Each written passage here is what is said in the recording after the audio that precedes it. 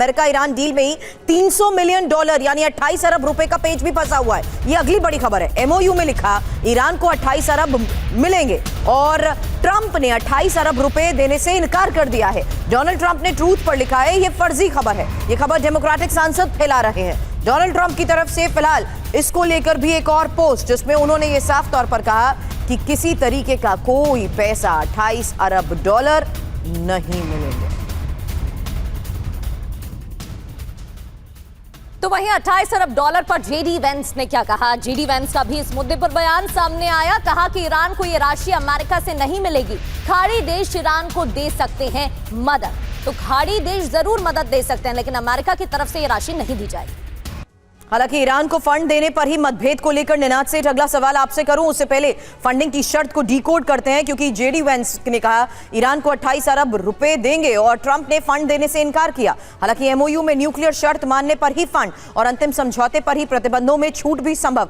Deal के बाद भी $300 मिलियन देने पर मतभेद और ईरान शर्तों पर कायम रहा तो पुनर्निर्माण फंड भी मिलेगा। हालांकि ईरान ने शर्तों पर टाल मटोल किया तो फंड फ्रीज, यही फिलहाल फाइनेंशियल टाइम्स की रिपोर्ट के जरिए दावा किया जा रहा है। सर, एक मिसट्रस्ट तो है, और क्या अभी टाइम बाय करते हुए दोनों एक दूसरे के फैसलों को भी परख रहे हैं, ये जानते हुए कि आखिर कहां पर आकर बात स्ट्रैटेजिकली एमओयू के तहत सामने रखी जाए? क्योंकि अलग अलग बयान अमेरिका में ही जिस तरीके से सामने आ रहे हैं वो भी सवाल खड़े करते हैं। ईरान का जो रुख है वो अमेरिका से बिल्कुल इतर है। ये तमाम कंफ्यूजन अभी भी अलग अलग मुद्दों पर कायम है।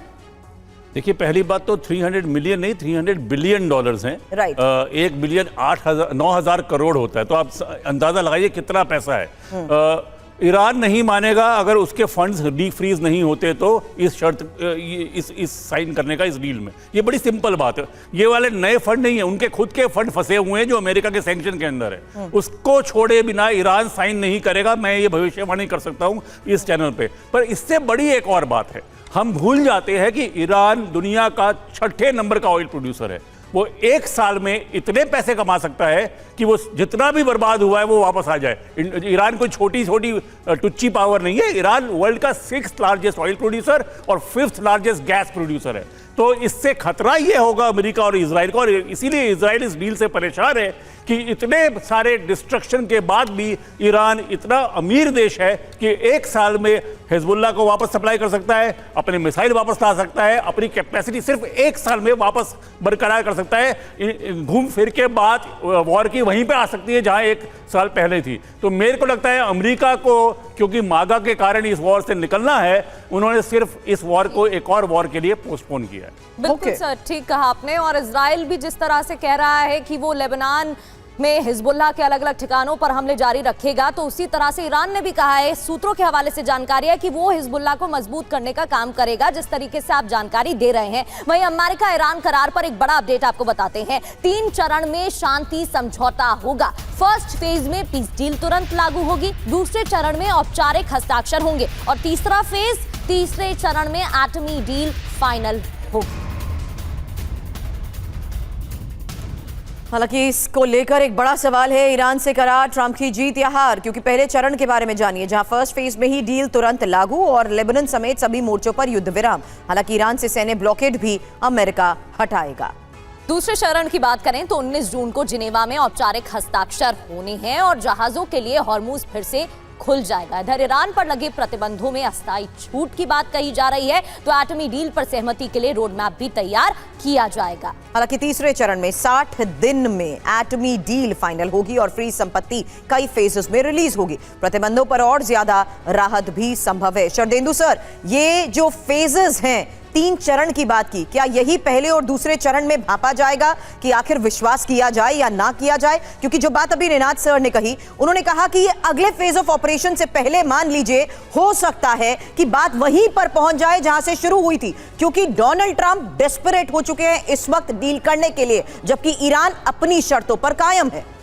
देखिए, टाइमिंग ऑफ डील देखना पड़ेगा। इस समय जो डील का जो टाइमिंग सेलेक्ट किया गया है वो G7 की मीटिंग चल रही है, साथ में अमेरिका के मिड टर्म इलेक्शन होने हैं और साथ में कहीं ना कहीं अमेरिका अलग थलग पड़ता जा रहा है। डोनाल्ड ट्रंप ने बेंजामिन नेतन्याहू के लिए बोला कि आप विश्व में अलग थलग पड़ रहे हैं, लेकिन मेरा मानना है कि आज की डेट में अमेरिका भी अलग थलग पड़ता हुआ जा रहा है, तो उसके लिए ये डील बहुत ही जरूरी थी। और ये देखिए 100 दिन के वॉर के बाद अप्रैल से वहाँ सीज फायर का कंटिन्यूएशन है, बीच बीच में छुटपुट घटनाएं हुई हैं, लेकिन जो एक मिसट्रस्ट है उसको दूर करने के लिए ये फेजिंग मेरा मानना है ठीक है। देखिए न्यूक्लियर एक अहम मुद्दा है, उसके लिए 60 दिन चाहिए। क्या डिस्पोजल होगा, कैसे एनपीटी साइन होगा, कैसे उनके न्यूक्लियर प्लान पे रोक लगेगी, कैसे ईरान को बाध्य किया जाएगा कि वो अपना न्यूक्लियर प्लान छोड़ दे और एटम बम ना बनाए, तो उसके लिए समय चाहिए। वो अक्रॉस द ट्रिपल फेजेस में बात होगी, लेकिन जो पहली 2-3 चीजें हैं वो बिल्कुल सही हैं। आप सीज फायर करिए, एग्रीमेंट साइन करो, और इस एग्रीमेंट में ईरान का बिल्डअप, स्ट्रेट ऑफ हार्मुज खोलना, उसके ऊपर जो सैंक्शन लगाए ग्रेजुअली खत्म करना,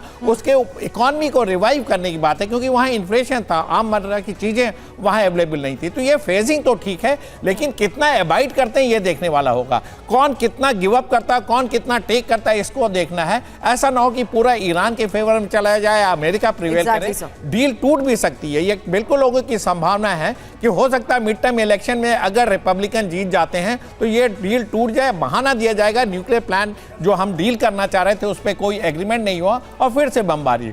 और सबसे बड़ा स्पॉइलर जो है वो है इजराइल। आज की डेट में वो मानने को तैयार नहीं कि वो लेबनान के अगेंस्ट जो ऑपरेशन है उसको सीज कर देगा। जो बफर जोन वो चाहता है, जहां उनके सैनिक घुस गए वो विड्रॉ करेंगे। ये सारी चीजों पर संशय बना है। क्या अमेरिका के जो बेसेस रीबिल्डअप हुए हैं, जिसमें एनहांसमेंट किया गया है, डीप स्ट्राइक एयरक्राफ्ट हैं, तमाम तरीके के सीआई के एजेंट काम कर रहे हैं, वो सारे विड्रॉ करेंगे या उनकी संख्या कम होगी या वो प्री 28 फरवरी वाली स्टेट में जाएंगे? ये तमाम क्वेश्चन है जो over a period of important factors आपने जिक्र किया सर, क्योंकि यही इजराइल का रुख क्या इस पूरी बातचीत को डीरेल कर सकता है और इजराइल की तरफ से हो रहे हमले क्या सिचुएशन को और एस्केलेट कर सकते हैं। प्रगति बिल्कुल वो देखने वाली बात रहेगी कि इजराइल की तरफ से आगे क्या कदम उठाए जाएंगे। चेतावनी तो इजराइल ने दे दी है।